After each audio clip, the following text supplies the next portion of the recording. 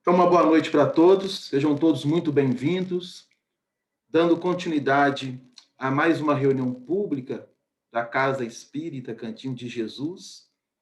Hoje, na primeira parte, nós vamos fechar o capítulo 16 do Evangelho segundo o Espiritismo, que traz o título Não servir a Deus e a Mamon. Os itens 14 e 15, dentro das instruções dos Espíritos, nós temos duas mensagens. A primeira, trazida por Lacordaire, e a segunda foi uma pergunta direcionada ao espírito de São Luís. Lembrando que São Luís, ele foi o guia espiritual da Sociedade de Estudo Parisienses, quando o codificador Allan Kardec esteve entre nós. Então, quem estiver com o Evangelho segundo o Espiritismo em mãos e quiser nos acompanhar, itens 14 e 15 do capítulo 16. O subtítulo que dá a Instruções dos Espíritos é Desprendimento dos Bens Terrenos. Só que nós vamos iniciar de trás para frente. Nós vamos ler primeiro a pergunta que foi direcionada a São Luís, que é o item de número 15, para depois, então, voltarmos ao item 14 deste capítulo. E a pergunta foi a seguinte: o princípio segundo o qual o homem é apenas o depositário da fortuna, de que Deus lhe permite gozar durante a vida, tira-lhe o direito de transmiti-la aos descendentes? Então, essa pergunta foi direcionada a São Luís. Lembrando que neste capítulo nós estamos estudando a utilidade providencial da riqueza ou das riquezas, tendo em vista que Allan Kardec vai extrair algumas passagens bíblicas onde o assunto em pauta será justamente esse: o desprendimento dos bens terrenos, a utilidade da fortuna, das propriedades, e como que nós poderíamos trabalhar isso com o entendimento que nós estamos tendo na atualidade com a proposta dos espíritos superiores. Nesta questão, apresentada por Allan Kardec a São Luís, uma pessoa que é depositária de grande fortuna e ela está prestes a desencarnar, ela pode deixar essa fortuna como herança aos seus descendentes? Foi a pergunta de Allan Kardec. E a resposta de São Luís: o homem pode perfeitamente transmitir ao morrer, ele utiliza a expressão morrer, os bens de que gozou durante a vida. Porque a execução desse direito está sempre subordinada à vontade de Deus, que pode, quando quiser, impedir que os descendentes venham a gozá-los. É por isso que vemos ruírem fortunas que pareciam solidamente estabelecidas. A vontade do homem de conservar a sua fortuna na linha de sua descendência é, portanto, impotente. Mas isso não lhe tira o direito de transmitir o empréstimo recebido, desde que Deus o retirará quando julgar conveniente. Então é interessante essa resposta de São Luís, e nós trouxemos ela primeiro, para justamente fazermos uma reflexão. Nada acontece-nos se não for dentro da permissão divina. Nós precisamos estar cada vez mais conscientes desta realidade. Então, quando ele responde à questão de que o homem ele é impotente, mesmo que ele transmita a herança aos seus descendentes. E por que ela é impotente? Se Deus julgar, vamos usar essa expressão entre aspas, tá? Porque Deus não julga, mas vamos utilizar para que nós possamos compreender.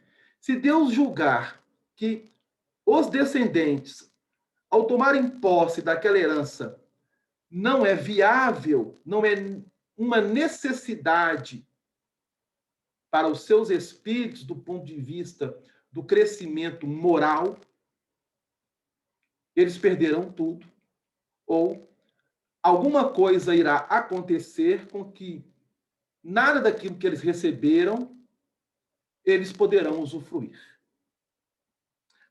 Mostrando-nos claramente o quanto somos frágeis e o quanto somos ainda dependentes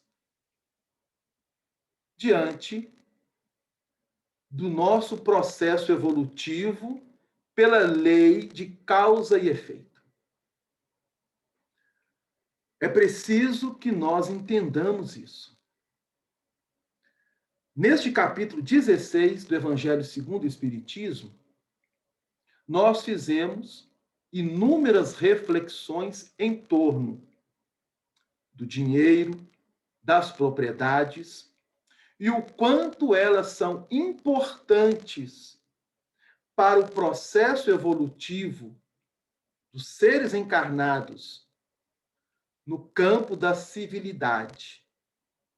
Se o dinheiro fosse um mal, Deus não teria permitido que ele chegasse à humanidade.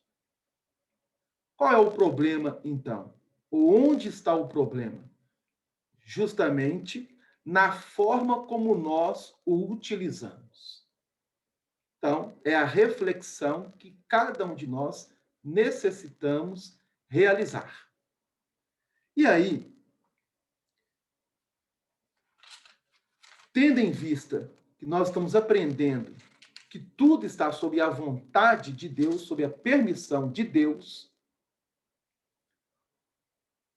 Lacordaire, que foi um padre, além de ser padre, ele foi jornalista, educador, deputado e acadêmico. Ele reencarnou no ano de 1802 e ele desencarna em 1861, aos 59 anos de idade. O nome completo dele é Jean-Baptiste Henri Dominique Lacordaire. E após 2 anos do seu desencarne, no ano de 1863, ele vai ditar 3 mensagens à Sociedade Espírita Parisiense, onde elas foram encaminhadas, porque quando ele ditou uma na cidade de Havre e 2 na cidade de Constantina, na Argélia. E essa que nós vamos trabalhar hoje, que está no capítulo 16, no item 14, que traz o subtítulo Desprendimento dos bens terrenos, dentro deste capítulo 16 do Evangelho segundo o Espiritismo, ele, além dessa mensagem, traz mais 2. A primeira está no capítulo 5 do Evangelho segundo o Espiritismo, no item 18. O título é O Bem e o Mal Sofrer. É deste espírito. E a outra mensagem está no capítulo 7 do Evangelho segundo o Espiritismo, item 11, que traz o título O Orgulho e a Humildade. E aqui Lacordaire vai trazer para nós alguns pontos que nós precisamos parar para analisar com muito carinho. Porque ele foi uma das grandes inteligências à época na Europa, considerada uma das grandes inteligências, contemporâneo de Allan Kardec, diga-se de passagem. E vou abrir um parênteses aqui para que nós possamos ter uma ideia deste espírito, que foi um grande teólogo acima de tudo. No ano de 1853, vejam bem, antes de Allan Kardec tomar conhecimento das mesas girantes, ele tomou conhecimento no ano de 1854, viu as primeiras manifestações no ano de 1855, e daí para diante nós já sabemos a história dentro do Espiritismo. Neste ano de 1853, uma pessoa conhecida de Lacordaire encaminhou para ele uma carta dizendo a respeito justamente daqueles acontecimentos que surgiram por toda a Europa. E qual seria a opinião deste espírito a respeito disto? Lembrando que em 1853 ele estava encarnado. Ele desencarnou em 1861 e ele dá uma resposta. E essa resposta ela vai ser depois colocada por Allan Kardec na Revista Espírita do ano de 1867, do mês de fevereiro. E é interessante a resposta que ele dá, mostrando, por antecipação deste espírito, a seriedade daqueles movimentos ao qual depois Allan Kardec, ao observar, trouxe-nos a codificação espírita. Apenas para que possamos ter uma ideia deste espírito que dita essa mensagem. Eu não vou ler toda a mensagem, porque ela é muito extensa. Então, nós separamos aqui alguns pontos para as nossas reflexões. Ele vai iniciar dessa forma. E aí nós vamos entender por que eu fiz questão de ler primeiro o item 15, onde São Luís nos chama a atenção de que tudo que nos acontece está sob a permissão de Deus. Nada do que acontece a cada um de nós, Deus não sabe. Ele sabe de tudo e sabe o que é o melhor para todos nós. Nós precisamos fortalecer este ensinamento em nós. E aí, ele diz assim: venho, meus irmãos, meus amigos, trazer-vos meu humilde auxílio. Então, estou lendo aqui o item 14 do capítulo 16, iniciando ele.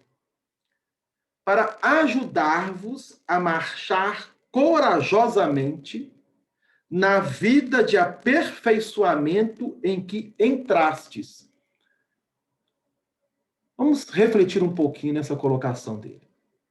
Venho trazer-vos o meu auxílio para que eu os ajude a marchar corajosamente na vida de aperfeiçoamento em que entrastes. Ele está nos chamando justamente para a reencarnação. Os objetivos de estarmos reencarnados. O porquê de estarmos reencarnados. E ele já dá para nós aqui um auxílio. O aperfeiçoamento para o espírito. Eis um dos objetivos da reencarnação. Lembrada por nós, quando eu digo nós, eu estou estendendo não somente a Valdir, mas a outros expositores, que sempre têm trazido, conforme a questão 167 do Livro dos Espíritos, quando Kardec questiona qual o objetivo da reencarnação. Além do aperfeiçoamento contínuo dos seres, do ponto de vista do planeta em que nós habitamos ainda, um processo de expiação. Mas as expiações estão deixando de acontecer. Tendo em vista que o nosso objetivo é avançar. E aí Lacordaire vai trazer este apontamento também.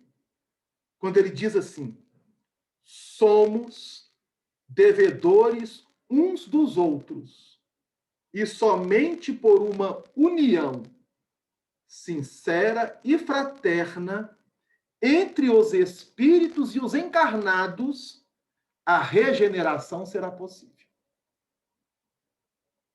Essa mensagem ele a ditou no ano de 1863. Então vejam bem a colocação dele. Somos devedores uns dos outros. E somente por uma união sincera e fraterna entre espíritos e encarnados é que nós conseguiremos avançar para a regeneração. Essa união, essa fraternidade, ela foi cantada por Jesus. Quando eu digo cantada, é porque todo o movimento do Cristo conosco há 2000 anos estava justamente chamando-nos a atenção para este quesito: fraternidade. Mas uma fraternidade leal e sincera. Porque quando nós estabelecemos os laços fraternais uns para com os outros, nós vamos nos unindo. E através desta união, nós vamos nos fortalecendo e nos encaminhando para o que almejamos.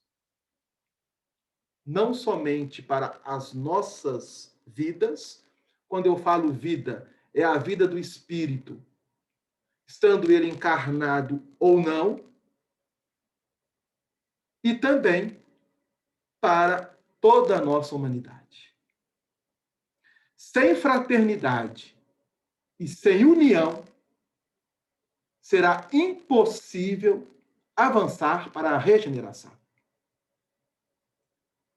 É o que nos chama a atenção na Cordel. Lembrando que o título da lição é Desprendimento dos Bens Terrenos. Ele, ao chamar a nossa responsabilidade para a reencarnação, já inicia por aí. Lembrando-nos de que estamos aqui de passagem. Chegamos com uma finalidade, com um objetivo. Agora vem uma pergunta. Será que nós sabemos realmente qual é o nosso objetivo nesta encarnação em que nos encontramos? Será que nós já paramos para refletir com carinho a respeito de todas as oportunidades que nos foram, que nos são e que ainda serão oferecidas a cada um de nós para o nosso processo de crescimento? E aí, Lacordaire vai dizer o seguinte: vosso apego aos bens terrenos é um dos mais fortes entraves ao vosso adiantamento moral e espiritual. Então, o nosso apego aos bens terrenos. Quando ele coloca bens aqui, não é somente o bem do ponto de vista financeiro, econômico, mas nós podemos ampliar esses bens a tudo aquilo que uma vida no plano físico nos oferece. Tudo, tudo, tudo. Mas, veja bem, ele está nos ensinando o desprendimento, mas um desprendimento consciente. Um desapego maduro. E ele continua. Em virtude desse desejo de aquisição, destruís as vossas faculdades afetivas, voltando-as inteiramente para as coisas materiais. Isto é, quanto mais apegados, mais presos às questões de natureza materiais, nós vamos corroendo, nós vamos minando as nossas afeições. E isso traz-nos um atraso do ponto de vista moral e espiritual. Sede sinceros. Agora ele vai entrar num ponto que é justamente da fortuna, do dinheiro, da riqueza. Sede sinceros. A fortuna, a riqueza, proporciona uma felicidade sem manchas? É uma pergunta que ele faz. Então, a riqueza. Vamos imaginar a pessoa mais rica do mundo. Né? Geralmente sai nas revistas as 100 personalidades mais ricas do planeta Terra. Será que essas 100 personalidades mais ricas do ponto de vista físico, econômico, material, elas podem afirmar categoricamente que são felizes, realmente felizes, que elas são detentoras de uma felicidade? Ele inicia: sede sinceros. Quando os vossos cofres estão cheios, não há sempre um vazio em vossos corações? É uma outra pergunta que ele lança. Então, se a nossa conta bancária estiver recheada, será que por estar recheada a conta bancária, os nossos corações, eles se encontram preenchidos? Ou está vazio?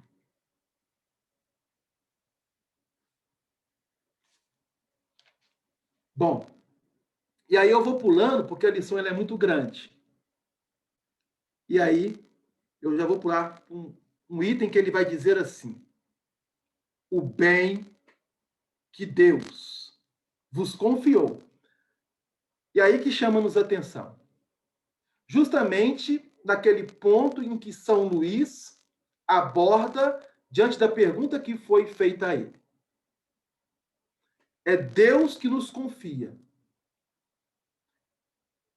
Todas as provas pelas quais passamos, é Deus que está dando a permissão para que, por intermédio dessas provas, nós possamos avançar. Ah, Delano, mas e se for expiação? Aí já não é Deus. É o livre-arbítrio, que não soube utilizar a contento diante de uma prova, entrando em queda.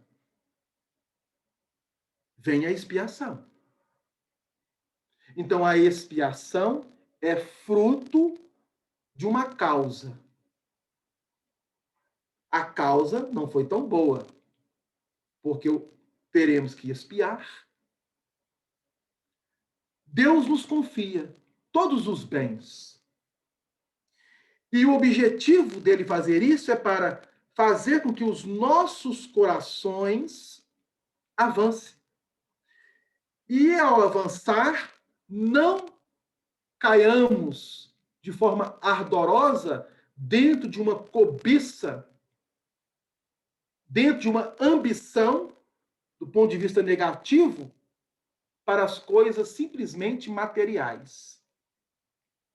E aí, olha a colocação dele.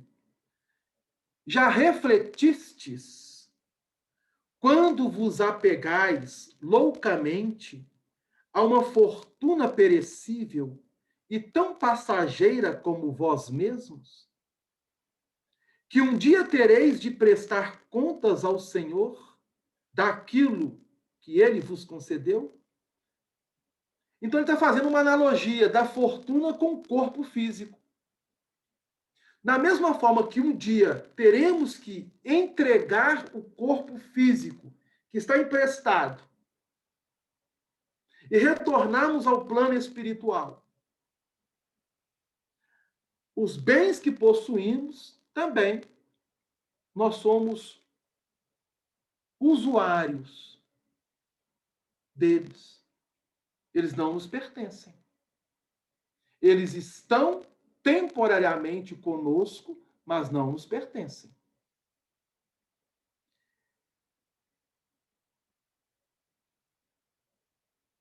Quando vos apegais loucamente a uma fortuna perecível e tão passageira como vós mesmos, que um dia tereis de prestar contas ao Senhor daquilo que ele vos concedeu.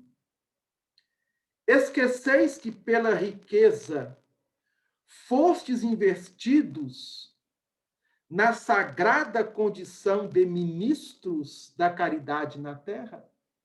Olha o título que ele dá para as pessoas que são detentoras de grandes fortunas: ministros da caridade na terra.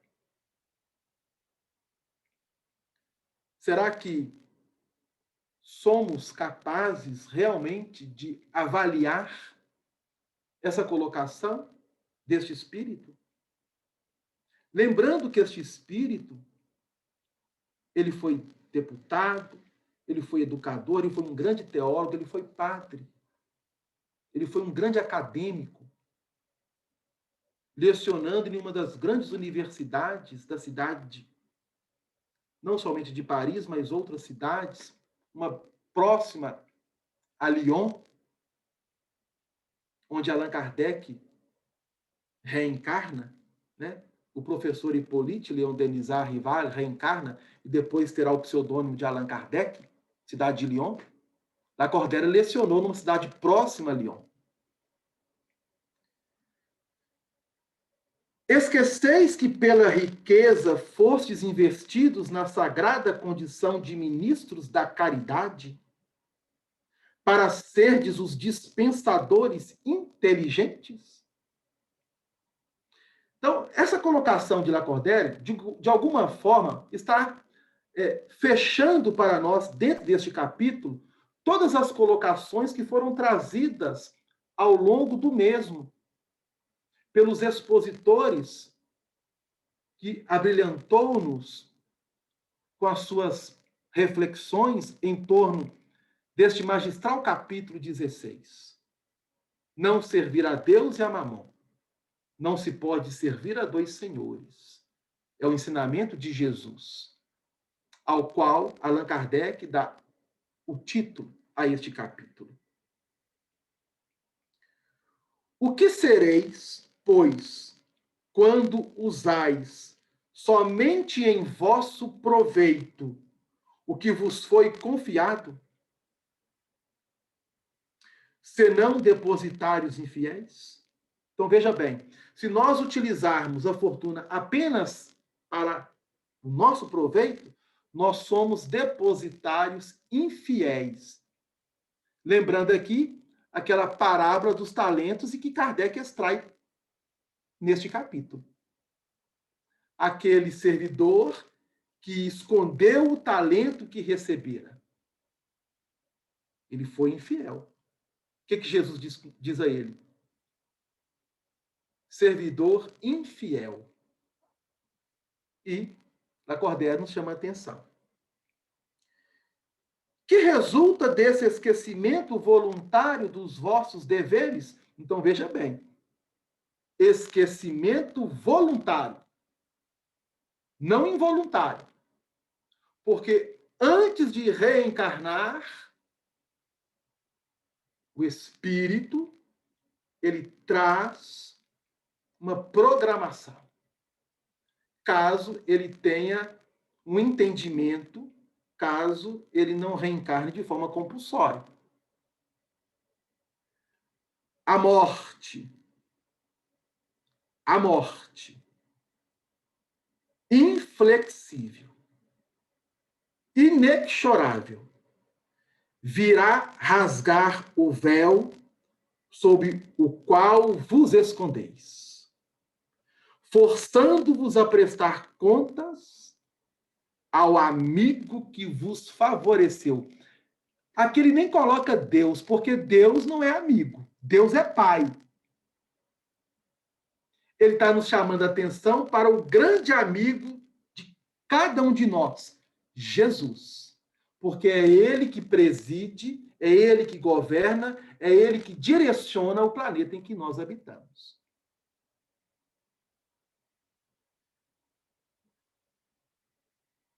E que nesse momento reveste aos vossos olhos a toga de juiz. Então, Jesus é ele que está dando-nos as oportunidades de crescimento em nome do Pai, a fim de que possamos crescermos como espíritos. Mas o nosso tempo está fechando. Você vê que a mensagem é muito longa e eu vou apenas fechar com esta frase, convidando a todos para depois fazer uma leitura ou uma releitura devagar, com calma, deste item 14, desprendimento dos bens terrenos. É em vão que procurais iludir-vos na vida terrena, colorindo com o nome de virtude o que frequentemente é apenas egoísmo. É em vão. Mas para que não fique apenas num ponto bastante assim enérgico por parte dele, ele vai dizer assim: o Senhor não ordena que atiremos fora o que possuímos para nos tornarmos mendigos voluntários, porque então nos transformaríamos numa carga para a sociedade. Agir dessa maneira seria compreender mal o desprendimento dos bens terrenos. Então, o que ele quer dizer com isso? Que se nós temos a oportunidade de estarmos numa posição para realizarmos e fazermos o bem, façamos. Não desperdicemos essa oportunidade. Eu vou fechar por aqui, vou passar a bola ao Valdir. A lição é muito rica. Trouxemos apenas alguns apontamentos para as nossas reflexões.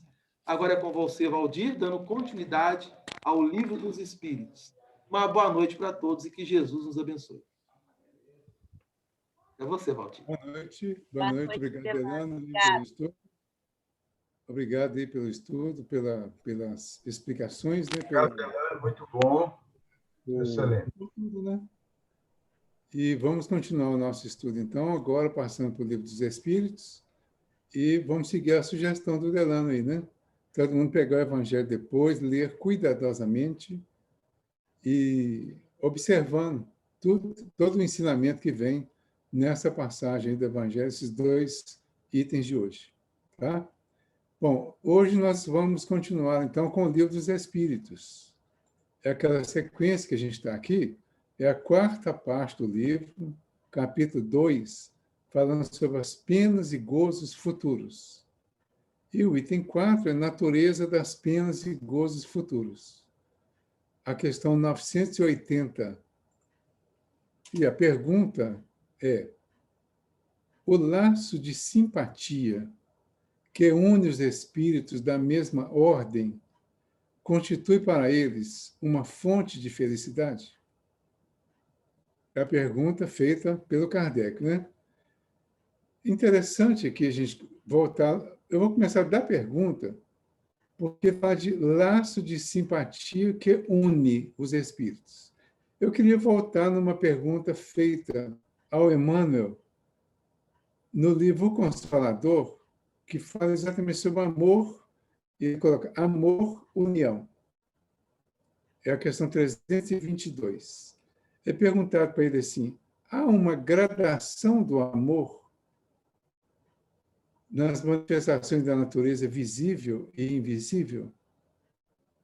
E o Emmanuel responde assim: sem dúvida, essa gradação existiu em todos os tempos, como gradativa é a posição de todos os seres na escola infinita do progresso.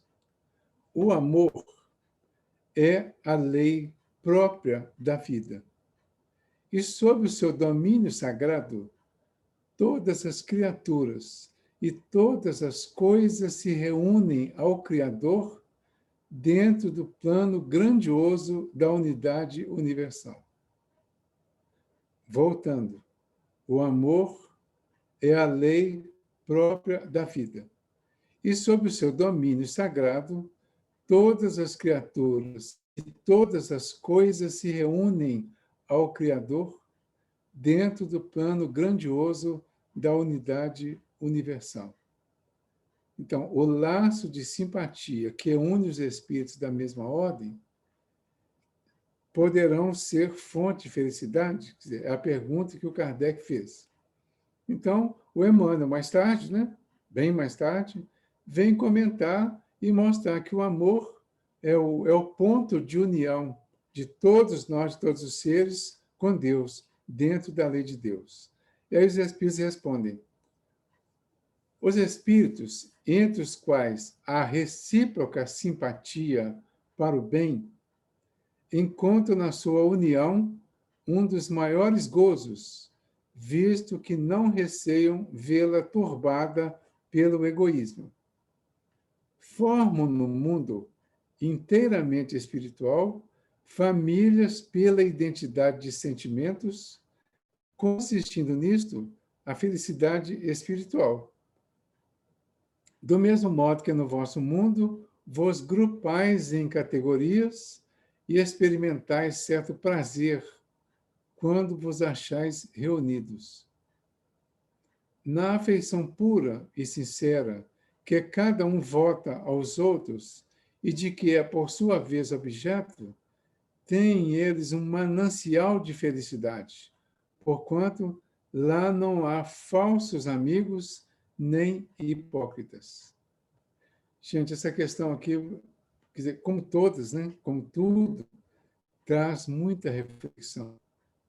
Então, este momento em que nós estamos com o Livro dos Espíritos, discutindo a questão da felicidade aqui e lá, nós vamos vendo aqui uma interligação, e ele fala o seguinte: quando ele fala espíritos da mesma ordem, a gente precisa voltar lá na escala espírita. Porque a escala espírita ela é dividida em 3 ordens. De baixo para cima, os imperfeitos, bons e os puros. Os espíritos da mesma ordem, ou seja, aquele entre os quais há recíproca simpatia para o bem, são os espíritos que estão nas ordens de bons ou de puros. Então, se eles estão nessas condições aí, eles já passaram por tudo que nós estamos passando hoje na Terra. Porque a Terra, sendo um mundo de prova e de expiação, e nós estando no mundo de prova e de expiação, nós não temos como responder a pergunta que o Delano fez aí, em nenhuma circunstância aqui. Porque estando em mundo de prova e expiação, eu não vou dizer impossível, não, mas muito raramente nós vamos poder dizer que temos algum motivo aqui para nos sentir 100% felizes. Quer dizer, nem o dinheiro, nem a saúde, nem a juventude, e nem todas as coisas que são almejadas aqui em situações diversificadas, e nem todas elas juntas ainda não vai trazer essa felicidade absoluta, porque nós temos dúvidas, nós temos dificuldades aqui de entendimento de muita coisa, que, mesmo tendo tudo isso, essas dificuldades ainda trarão motivos para nos sentir infelizes. Então, onde é que ela vai acontecer? Nesses grupos onde os espíritos estão ligados para o bem e que já estão vivenciando essa união, né, essa união, essa ligação de amor, e que, eu falo aqui, visto que não receiam vê-la turbada pelo egoísmo. Então, o egoísmo já passou nessas fases mais elevadas. Eles formam, no mundo inteiramente espiritual, famílias pela identidade de sentimentos, consistindo nisto a felicidade espiritual. Do mesmo modo que, aqui no nosso mundo, né, nós nos agrupamos em categorias e experimentamos certo prazer quando nos achamos reunidos. Então, aqui no nosso mundo, nós temos momentos de felicidade, momentos de harmonia, momentos de alegria, quando nos reunimos com as pessoas que nos são afins e nos divertimos juntos, oramos juntos, conversamos juntos. Então, nós temos o nosso grupo espiritual. Aqui hoje nós estamos no nosso grupo, o Cantinho de Jesus, né?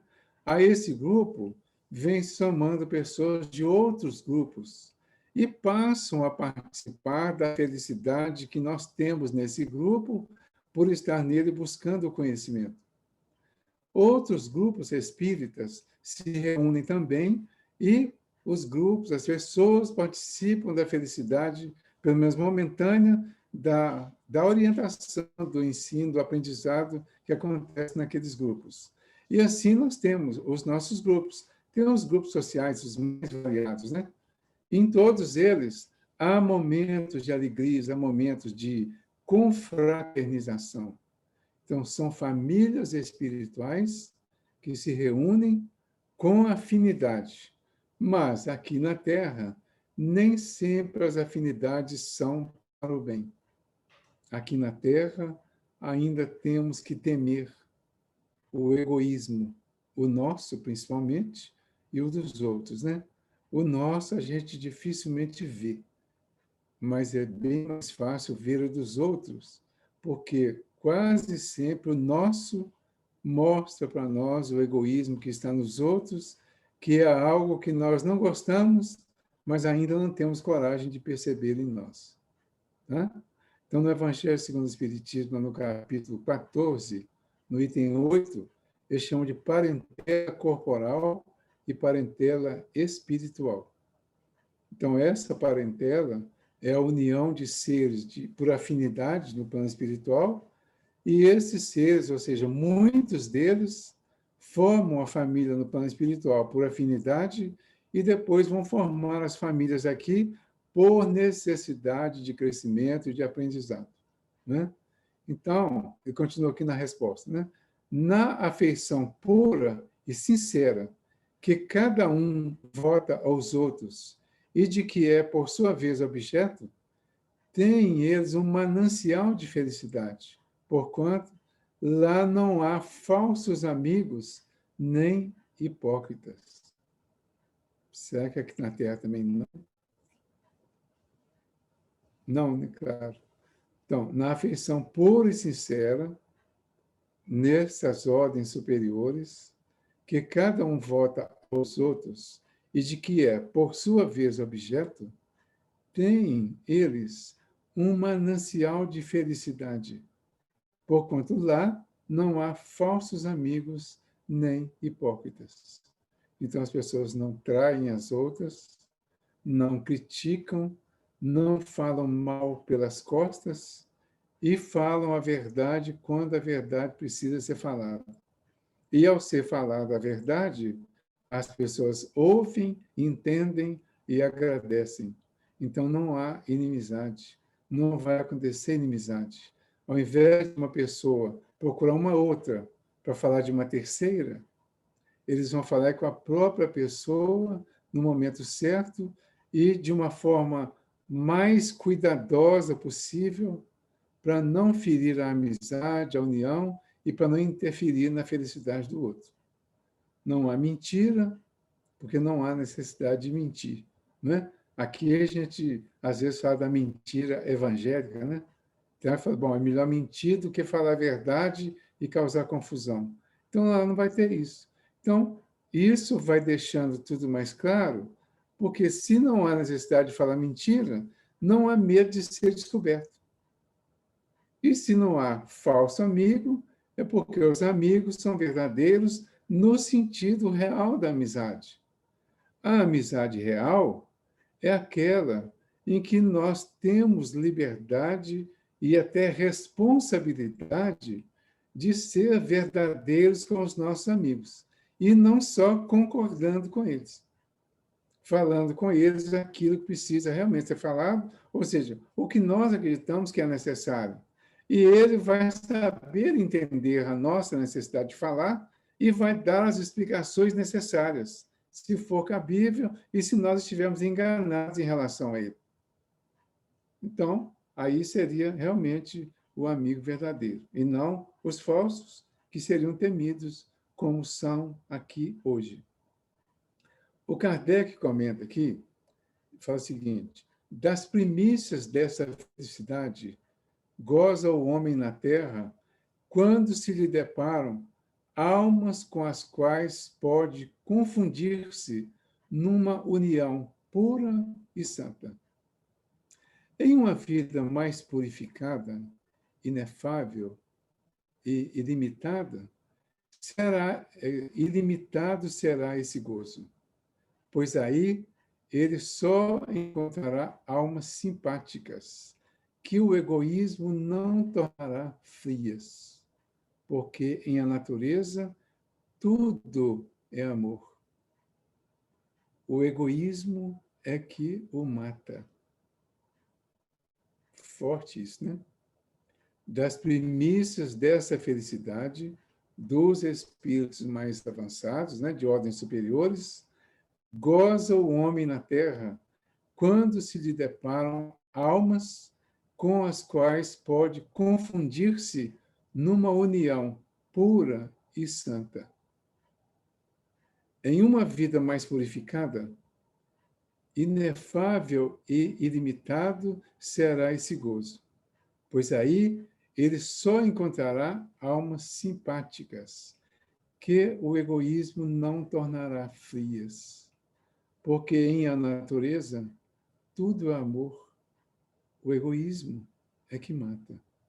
E é o egoísmo que nós estamos buscando combater em nós, não nos outros. Precisamos trabalhar o egoísmo que existe em nós. E somos, às vezes, vamos dizer assim, no sentido geral, né, defeituosos ainda, porque está faltando em nós a busca do autoconhecimento, para que o autoconhecimento gere a transformação e a transformação nos torne pessoas melhores. Ainda estamos numa fase em que nos preocupamos muito mais com o outro. Então, se eu falo egoísmo, eu vou logo buscar quem é egoísta que eu conheço. E vou encontrar uma série de pessoas das nossas relações, né, diretas ou indiretas, nós vamos encontrar pessoas, nossa, fulano é egoísta, né? Mas, às vezes, o principal egoísta é aquele que está diante do nosso espelho. E é esse que precisa ser tratado de fato, porque o outro vai se tratar no tempo dele e no momento adequado para ele. Essa é a questão, é o chamamento para nós nessas questões. Estamos falando da nossa felicidade e não da felicidade dos outros. E a nossa precisa ser construída a partir das nossas decisões de mudar. Eu estou lembrando aqui, eu diria que me emocionei até um pouco com a Luciene, quando eu vi a Luciene, o nome e o sobrenome, porque me lembrou uma pessoa que foi muito especial. Foi muito conhecida, né? Nós tivemos uma boa convivência, e é importante a gente usar esses exemplos. É uma pessoa já desencarnada, né? É uma pessoa muito boa, como todo Valdir, claro, né? E a gente lembra isso aí e nos faz pensar, aproveitando o exemplo, né? Nos faz pensar como será que as pessoas vão se lembrar de nós um dia, quando nossos filhos, nossos netos aparecerem em algum lugar, e tiver alguém que conheceu. Ah, eu conheci o Valdir, ou Silva, né? Eu conheci o Valdir Silva. E será quais os comentários, quais os sentimentos, quais as reações que essas pessoas terão ao se lembrar de nós? Ele era um extremo egoísta? Ele me fez bem, ele me ajudou, ele me prejudicou, ele me maltratou, ele fez uma grosseria comigo numa determinada época. Ele foi extremamente egoísta. Será o quê que as pessoas vão pensar de nós daqui a um tempo? Daqui a 20, 30, né? Não sei quanto tempo tem, não, que a gente perdeu o contato, porque ele desencarnou novinho, mas eu não sei quanto tempo. Mas talvez uns 40 anos, não sei. Mas, de qualquer forma, não, falei 40, eu fui pesado, né? Que eu fui lá em cima. Pois é. Mas, então, é importante a gente aproveitar esse momento. Por quê? Essa tranquilidade que teremos ao imaginar o que as pessoas vão pensar e dizer de nós no bem, é que vai nos dar a tranquilidade e a felicidade futura. E é essa felicidade que nós estamos buscando. Onde que ela vai começar a ser construída? Aqui, agora, já. Pequenas coisas, pequenos relacionamentos, pequenos envolvimentos, pequenas atitudes, pequenas mudanças que nós fizemos agora serão muito importantes para nós no futuro. Não porque as pessoas vão falar bem de nós, mas porque nós estaremos com a consciência tranquila por ter feito o melhor que pudemos e que conseguimos fazer. Então, esse é o ponto principal. Não é preocupar se as pessoas vão ou não vão falar bem, mas essa é uma referência. As pessoas falarem bem de nós, a certeza de que as pessoas falarão bem de nós, porque a nossa consciência está tranquila, é que vai gerar e manter essa felicidade que nós estamos buscando. Vamos para 981? Com relação ao estado futuro do espírito, essa pergunta é muito importante. Haverá diferença entre um que, em vida, teme a morte e outro que a encara com indiferença e mesmo com alegria? A pergunta é, né, apimentada. Com relação ao estado futuro do espírito.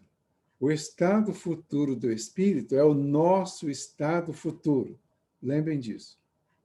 Haverá diferença entre um que, em vida, aqui, agora, encarnado, teme a morte, e outro que a encara com indiferença e mesmo com alegria?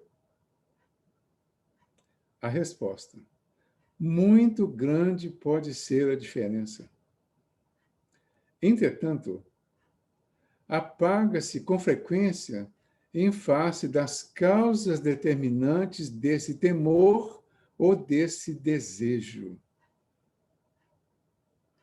Temor da morte, desejo da morte.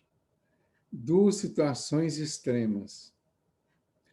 Mas a doutrina tem trazido para nós o ponto intermediário. Nada de extremo, nem de temor, nem de desejo, apenas de viver. Então, aquele que poderia ser o que encara a morte com indiferença, não é necessariamente aquele que deseja ou que quer, tem uma alegria especial ao pensar na morte. É aquele que vive. Porque o momento que nós estamos vivendo aqui agora é de vida. Nós estamos vivos aqui agora. Uns estão encarnados, outros desencarnados, mas todos vivos, tanto os encarnados como os desencarnados. A diferença é só de um corpo. Então, o desencarnado é o que já perdeu o corpo. O encarnado é o que ainda tem.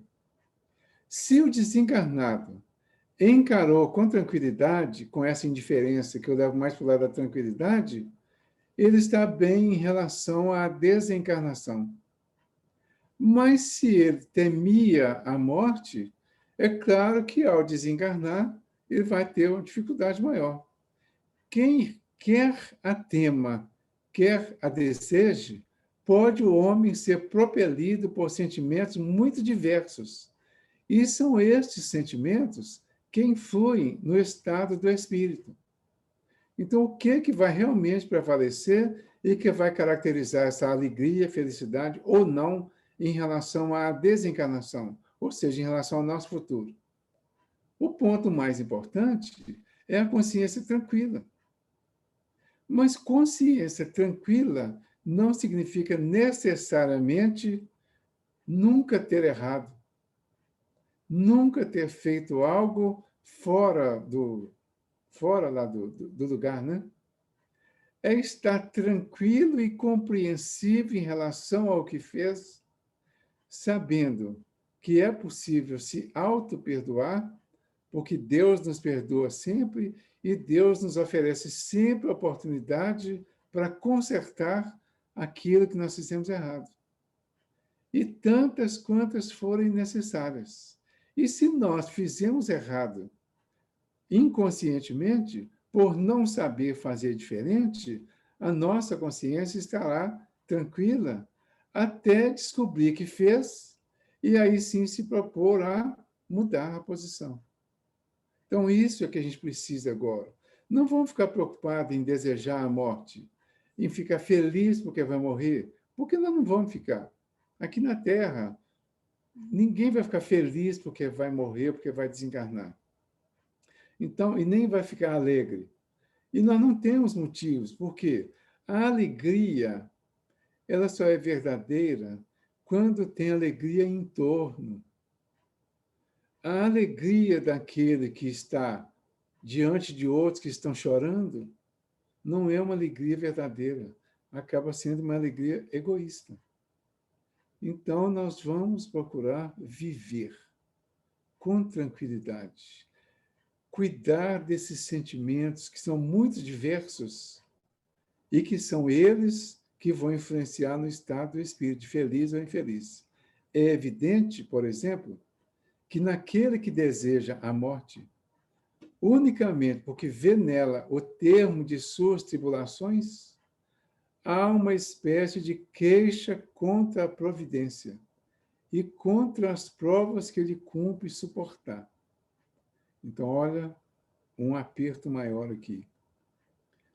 Aquele que deseja a morte, só porque a morte ele pensa que na morte vai acabar com as tribulações, ele está, na verdade, reclamando, como eu disse aqui, contra a providência. O que é a providência? A providência é o cuidado que Deus tem com todos nós. A providência é o cuidado que a lei divina tem com todos nós nas nossas mais variadas necessidades.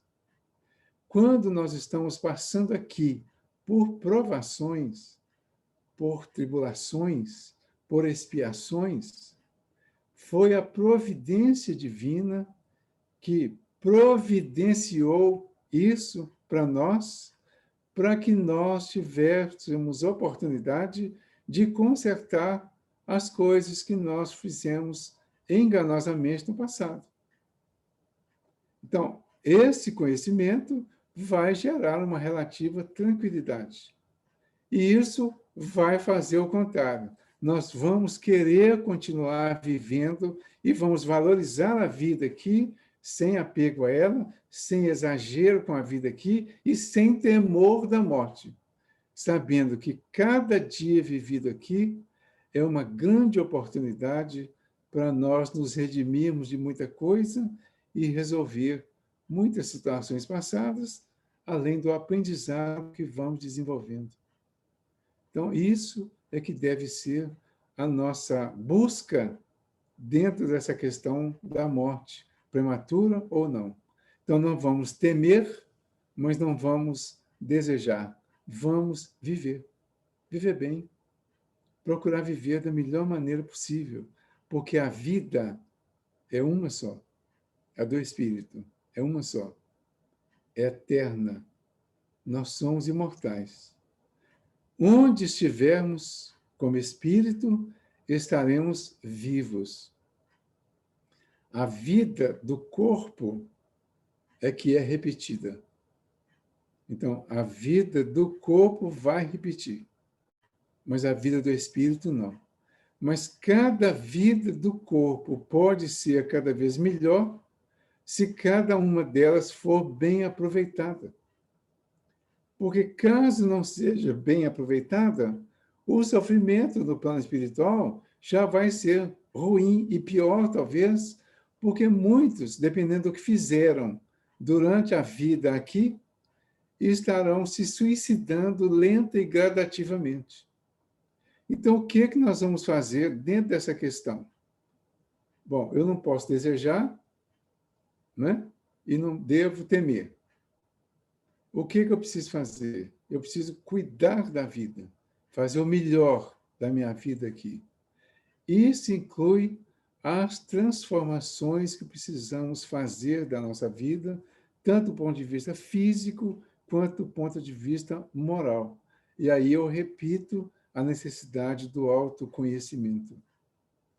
O que eu estou fazendo que pode estar atentando contra a minha vida física e que certamente poderá causar dificuldades no futuro, no plano espiritual, que poderá fazer com que eu chegue lá na condição de suicida inconsciente, como é a história do André Luiz, né, do livro Nosso Lar, e que ele conta como que ele chegou lá, quer dizer, ele foi suicida inconsciente. Quando disseram para ele que ele, pena que ele voltou pelo suicídio, ele disse, não, suicídio não. E o câncer? E a luta que eu tive contra o câncer? E aí eles dizem para ele, né? Mas e o que provocou o câncer? E os comportamentos viciosos? E os excessos? E os exageros? Então, o câncer, ele é efeito. Ele tem causas mais atrás. E na medida que nós vamos buscando causas e efeitos, nós vamos chegando no espírito. Então, a grande transformação precisa partir do espírito. Para que não incorramos nesse engano de queixar contra a providência e contra as provas que nos cumpre suportar. Mas nós podemos suportar, sabendo disso, muito bem as provas, com uma resignação, com uma tranquilidade que vai nos ajudar a atingir uma relativa paz e felicidade ao passar para o outro lado. Será necessário que professemos o Espiritismo e creiamos nas manifestações espíritas para termos assegurada a nossa sorte na vida futura? Essa pergunta é a 982. Será necessário? Pensem, eu acho que todo mundo já sabe a resposta.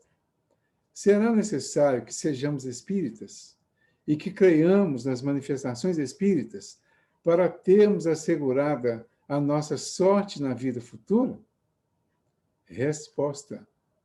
O Chico respondeu isso em um comentário dele. Ele diz que se quando ele conheceu o Espiritismo, eles dissessem, fora do Espiritismo não há salvação, ao invés de fora da caridade não há salvação, ele não teria ficado no Espiritismo. Qual que é a resposta dos Espíritos? Se assim fosse, seguir-se-ia que estariam deserdados todos os que não creem, ou que não tiveram ensejo de esclarecer-se, o que seria absurdo. Só o bem assegura a sorte futura. Gente, essa frase aqui é importantíssima. Só o bem assegura a sorte futura.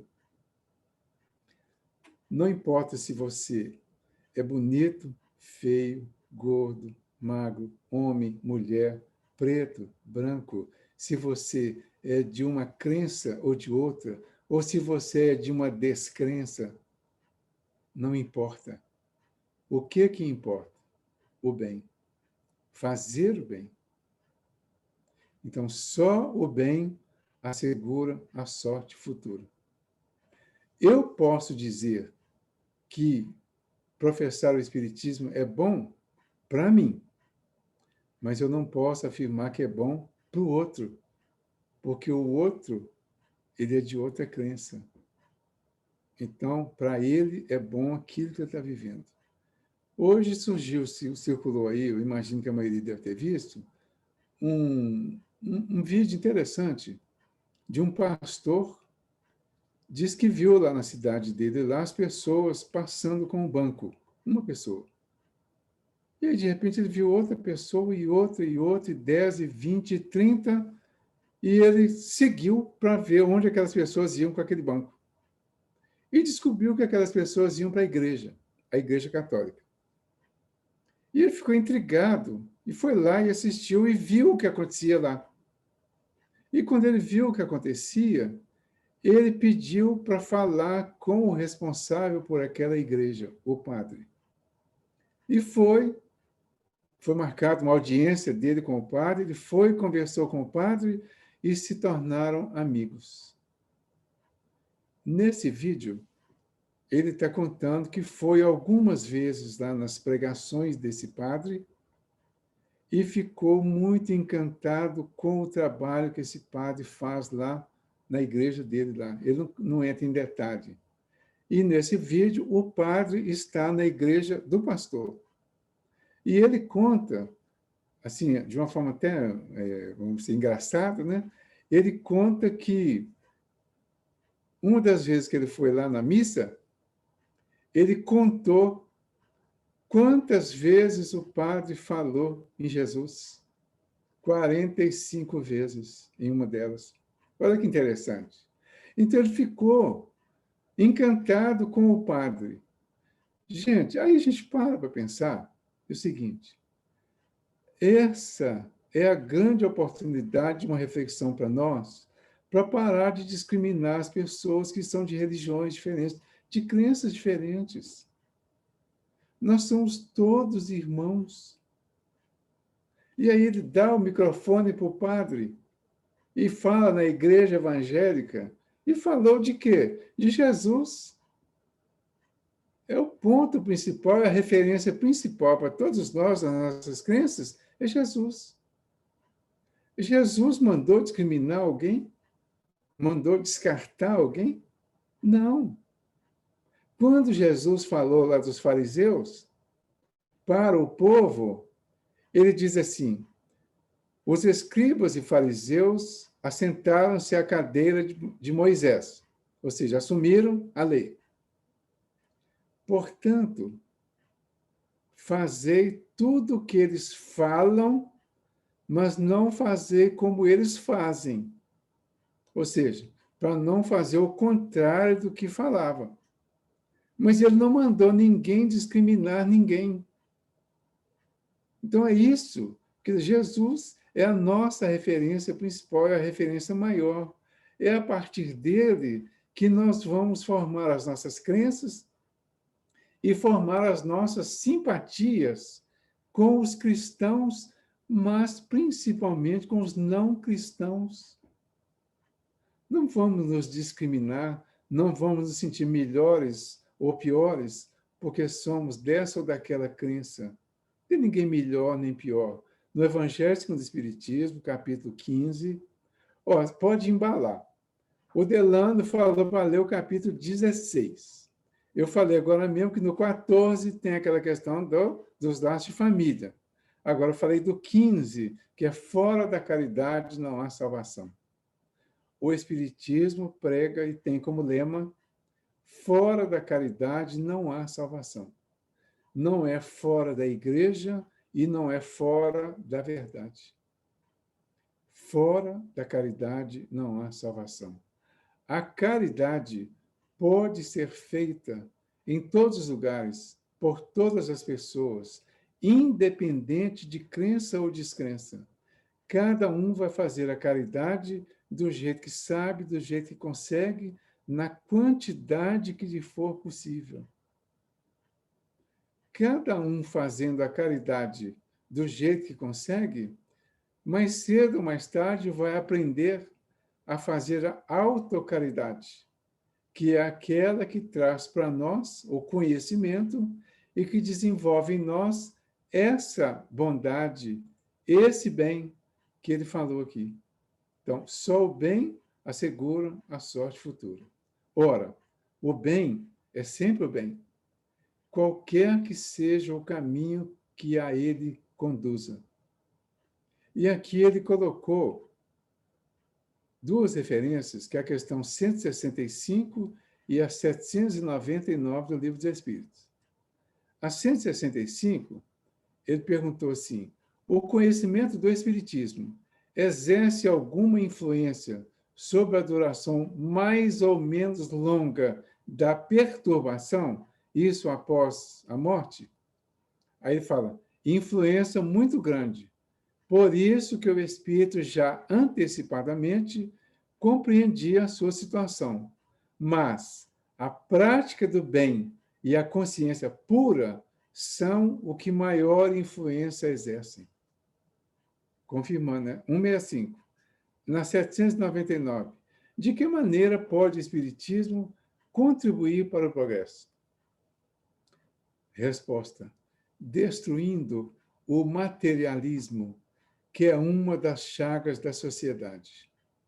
Ele faz que os homens compreendam onde se encontram seus verdadeiros interesses. Deixando a vida futura de estar velada pela dúvida, o homem perceberá melhor que, por meio do presente, lhe é dado preparar o seu futuro. Olha, uma confirmação do que veio lá em cima. Por meio do presente, vamos colocar por meio da vida presente, é dado preparar a vida futura. Então, o grande momento para nós é esse, é o momento presente. Por isso que a gente chama de presente, né? Abolindo os prejuízos de seitas, castas e cores, ensina aos homens a grande solidariedade que os há de unir como irmãos. E aí o Kardec comenta: a crença no Espiritismo ajuda o homem a se melhorar, firmando-lhe as ideias sobre certos pontos do futuro. Apressa o adiantamento dos indivíduos e das massas, porque faculta nos inteiremos do que seremos um dia. É um ponto de apoio, uma luz que nos guia. O Espiritismo ensina o homem a suportar as provas com paciência e resignação. Afasta-o dos atos que possam retardar-lhe a felicidade. Mas ninguém diz que, sem ele, não possa ela ser conseguida. Fechou, né? Aí, a gente volta. Então basta, no caso dos espíritas, né, nós espíritas, então basta a crença no espiritismo para atingir esse objetivo? Basta o conhecimento do espiritismo para chegar lá? Não. E aí que é o ponto. E é aí que muita gente se perde. Um dia desse, alguém me perguntou exatamente isso. Por que que tem notícias dos espíritos chegando do plano espiritual com dores e sofrimentos? Por que tem notícia dos espíritos sofrendo aqui, diante das dificuldades que estão sendo apresentadas, né? Diante da pandemia, por exemplo, diante da possibilidade da morte ou da desencarnação, com uma certa surpresa? Me perguntaram um dia desse isso. E a resposta é simples. Conhecimento não é suficiente.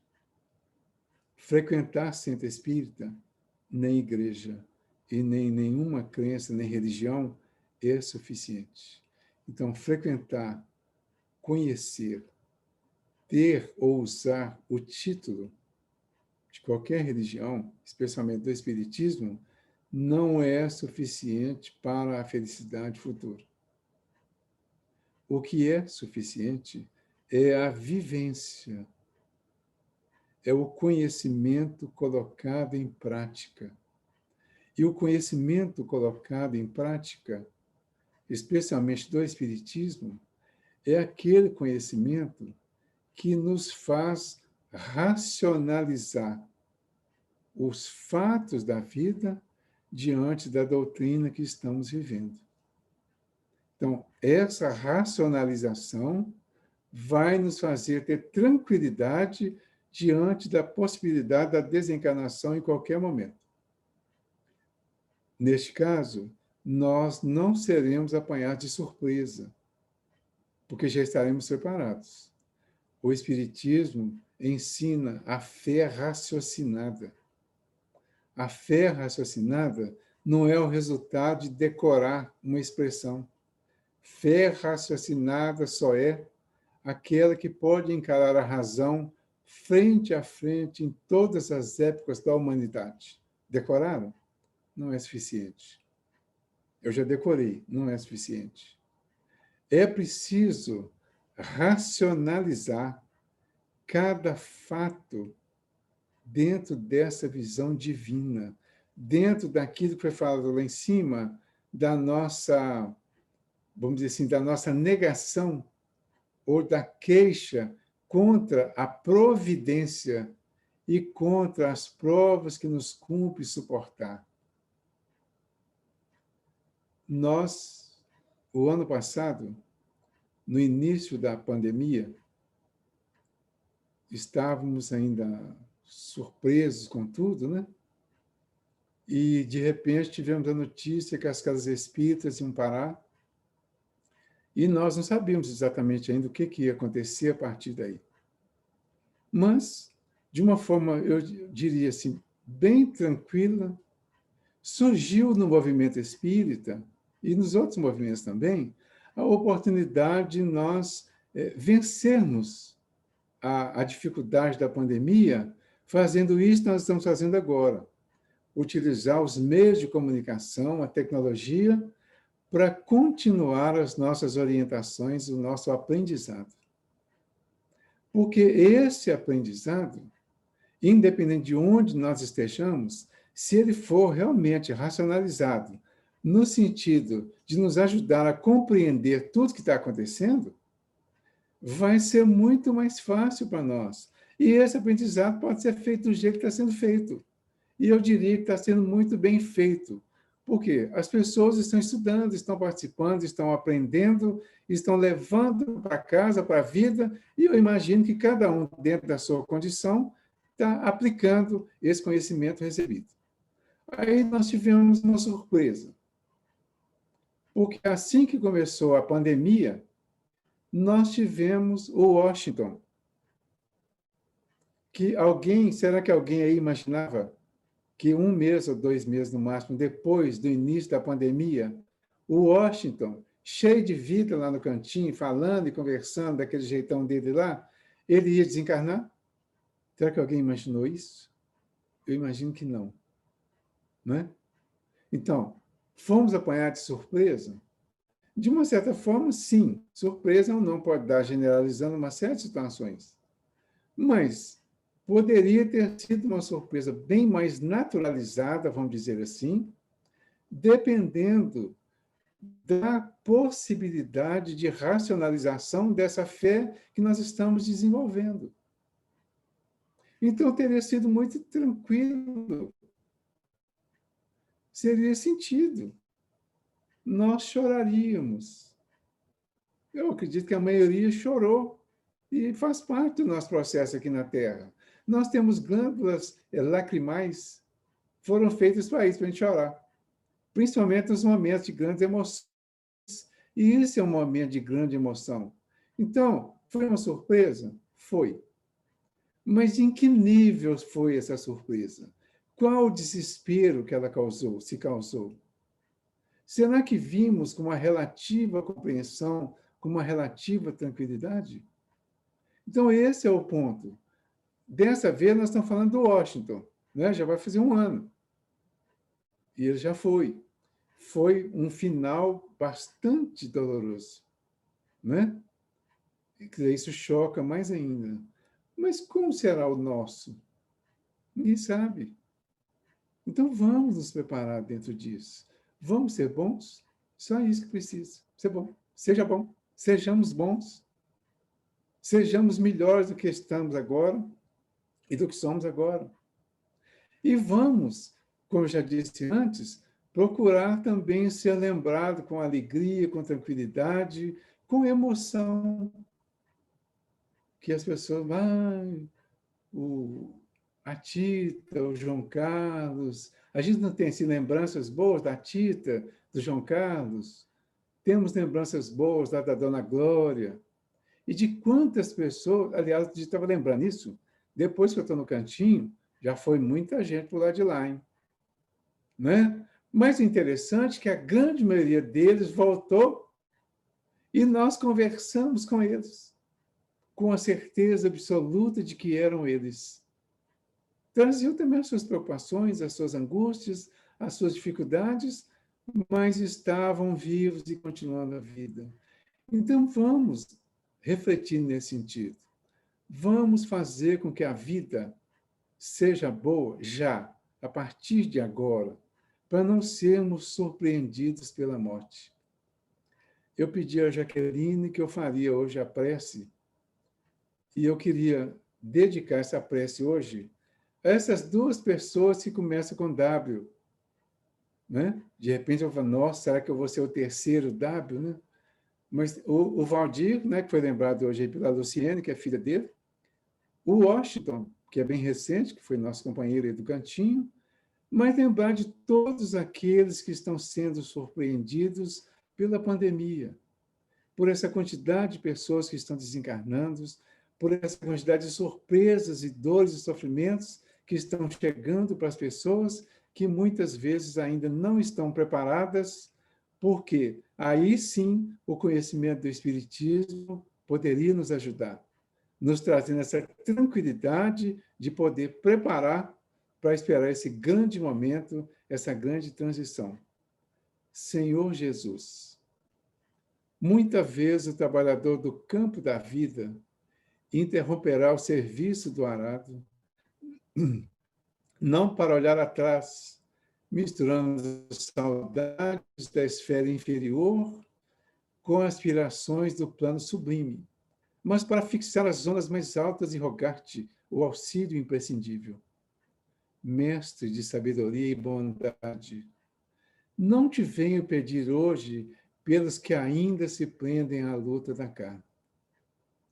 O faminto que se arrasta no mundo, na maioria das vezes encontrará uma corda de pão.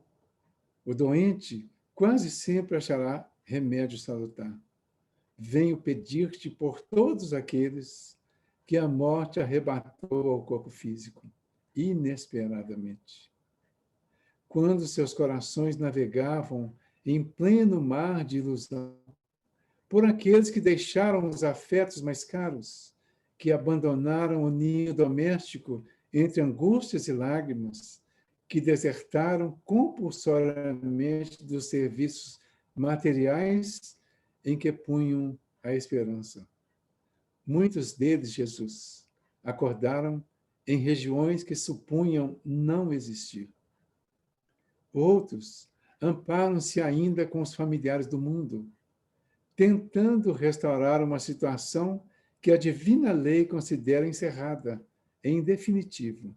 Outros ainda, mestre, se conservam apegados ao sepulcro que desguarda os despojos, procurando inutilmente renovar as exaustas energias orgânicas. Senhor, por que não pedir por eles ao teu amor, que nos legou a doutrina do túmulo vazio? É verdade que a maioria deles, pobres espíritos infelizes e perturbados, menosprezaram teu nome, esquecendo as obrigações que lhes competiam na terra. Inegavelmente, criaram dolorosos infernos de remorso e sofrimento para si mesmos, que a tua própria complacência não pode remover nem destruir em virtude das soberanas e indefectíveis leis do Eterno. Mas nós te rogamos um raio de luz que os esclareça, uma gota de bálsamo de teu infinito amor que lhes alivie os inomináveis padecimentos. Ensina-lhes ainda, por intermédio de teus mensageiros abnegados, o desprendimento dos derradeiros laços que os escravizam aos enganos do passado cruel. São míseros paralíticos do coração que perderam o movimento fácil, por haverem desprezado os raciocínios debilitantes e cegos que subtraíram a visão a si mesmos, viciando os olhos na contemplação de fantasias sem número no ciclo das sombras terrestres. Sabemos, Jesus, que os paralíticos e cegos voluntários dificilmente encontrarão a cura precisa. Entretanto, ousamos suplicar tua bênção divina para todos esses infortunados, que em desespero vagueiam sem rumo na crosta planetária. Ajuda-os, por compaixão, a se desfazerem das ilusões que os prendem à inquietação e ao tormento íntimo. Auxilia-os no aprendizado da arte difícil de dizer adeus. Dá-lhes a noção de que a existência última do corpo se lhes fechou a alma, como se cerra um livro de contas do mundo, e ampara-lhes o coração oprimido, para que se ponham a caminho da liberdade espiritual, que possam reconhecer, ao influxo do teu amor, a cessação de todos os direitos transitórios da terra em face da morte renovadora e que troquem os títulos convencionais que eles uniam o espírito na carne aos seres queridos pelos títulos gloriosos da fraternidade imortal, sem limitações e sem fronteiras. Jesus, compadece-te dos novos Lázaros sepultados no túmulo das ilusões e ajuda-os para que sejam desenfaixados e ressuscitem de fato ao clarão da verdade eterna. Senhor, tu que iluminaste os caminhos da vida, atende-nos a súplica e clareia também os caminhos da morte.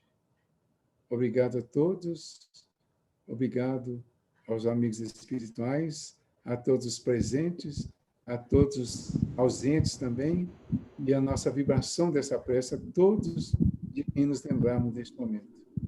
Obrigado, Jesus esteja com todos.